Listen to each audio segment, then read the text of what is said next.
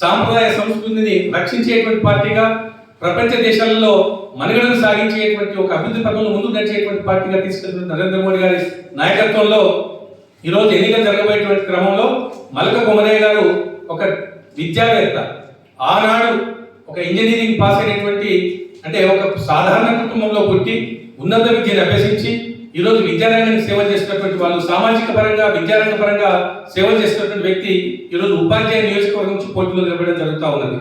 అదేవిధంగా అంజిరెడ్డి గారు మరి ఒక విద్యావేత్తగా, గతంలో ఉన్నటువంటి ఎమ్మెల్సీ గ్రాడ్యుయేట్ నుంచి వచ్చినటువంటి వాళ్ళు ఎవరు కూడా ఈ గ్రాడ్యుయేట్ల గురించి కానీ, నిరుద్యోగుల గురించి కానీ, ఉద్యోగాలు ఇచ్చేటువంటి షెడ్యూళ్ళ గురించి కానీ ఎవరు కూడా శాసన మండలిలో మాట్లాడేటువంటి దాఖలాలు లేవు. కానీ ఈరోజు ఎప్పుడైనా ప్రభుత్వంలో ప్రతిపక్ష పార్టీలు బలంగా ఉంటేనే అధికార పార్టీ వాళ్ళు ఒళ్ళు దగ్గర పెట్టుకొని ప్రజలకు సుపరిపాలన అందించేటువంటి అవకాశం ఉంటుంది. ప్రతిపక్షాలన్నీ లేకుండా చేసి అవతలి పార్టీలు గెలిచిన వాళ్ళని కూడా తన పార్టీలో కలుపుకొని ప్రతిపక్షాన్ని జీరో చేసేటువంటి సంస్కృతి మన దగ్గర కొనసాగుతూ ఉంది. ఈనాడు మనం సోకాల్ ఇండిపెండెంట్లను కానీ ఇతర ఉపాధ్యాయ సంఘాలను కానీ మనం ఎమ్మెల్సీగా గెలిపించినట్లయితే తిరిగి మన ప్రభుత్వానికి తొత్తులుగా మారి ప్రభుత్వంతో కలిసి పనిచేయడానికి ఉంటారు. కానీ మనకు ఉపాధ్యాయులకు కానీ, ఉద్యోగస్తులకు కానీ, నిరుద్యోగస్తులకు కానీ కావలసినటువంటి పరిస్థితులను అడగడానికి మాత్రం ఇప్పటి వరకు మనం చూస్తున్న సమయం చూస్తూ ఉన్నాం. గతంలో ఉన్నటువంటి ఎమ్మెల్సీలు చూస్తూ ఉన్నాం. ఎవరైతే గెలుస్తున్నారో వాళ్ళు ప్రభుత్వం దగ్గరికి పోయి మ్యామ్యాలను తిరుగుతున్నారు. కానీ నిలదీసి శాసన మండలిలో ప్రశ్నించేటువంటి తత్వాన్ని కోల్పోవడం జరిగింది. ఇప్పుడు మన శాసన మండలిలో భాజపా నుండి ఒకే ఒక అభ్యర్థి ఉన్నాడు. ఇప్పుడు కనుక మనము ఇటు మల్క కొమరయ్య గారిని ఉపాధ్యాయ ఎమ్మెల్సీగా, అంజిరెడ్డి గారిని పట్టభద్రుల ఎమ్మెల్సీగా, అటు నల్గొండ ప్రాంతం నుంచి సర్వోత్తమ్ రెడ్డి గారిని ఉపాధ్యాయ ఎమ్మెల్సీగా గెలిపించి వారిని నలుగురిని అక్కడ చేసినట్లయితే ఇప్పటికే మీరందరూ చూస్తూ ఉన్నాం.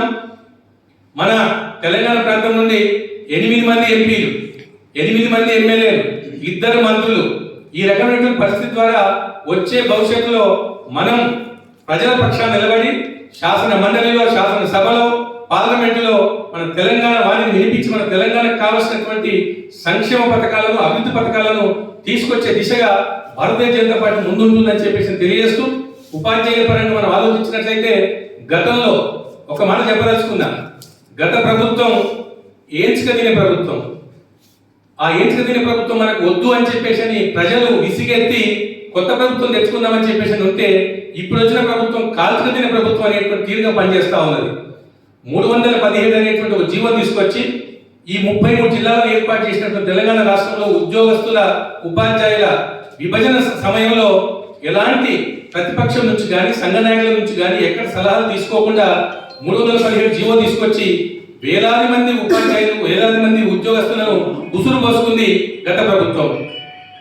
రేవంత్ రెడ్డి గారు ఇదే 317 జీవో మీద మేనిఫెస్టోలో పెట్టుకొని నేను రాగానే 317 బాధితులకు నేను న్యాయం చేస్తాను అని చెప్పేసి ప్రకటించడం జరిగింది. ఇప్పుడు సుమారుగా మనకు 1.5 year కావస్తా ఉంది.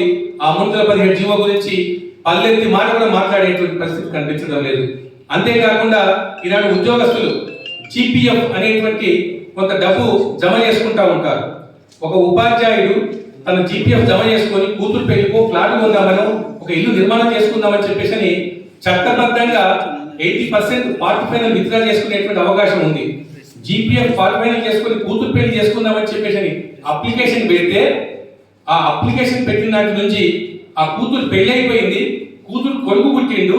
మొన్న ఒక దగ్గర మేము ఎన్నికల దశలో వెళ్ళినప్పుడు ఒక టీచర్ అడుగుతా ఉంది, సార్ నేను బిడ్డ పెళ్లికి నేను అప్లై చేశాను లోను, నాకు మనవరాలు పుట్టింది, మనవరాలు తొట్టెలతో వరకన్నా ఆ లోన్ వచ్చేటట్టుగా నాకు ప్రయత్నం చేయండి సార్ అని అడుగుతా ఉన్నాను. ఆ రకంగా పెండింగ్ బిల్స్ రిటైర్ అయినటువంటి ఉద్యోగస్తులకు, ఉపాధ్యాయులకి ఒక్క నయా పైసలు చెల్లించలేదు. రేవంత్ రెడ్డి గారు గత ప్రభుత్వం 3 DL పెండింగ్ లో పెట్టింది. నేను రాగానే మీకు 3 DL ఇస్తాను, 317 బాధితులకు న్యాయం చేస్తాను, అంతేకాకుండా PRC ఇస్తాను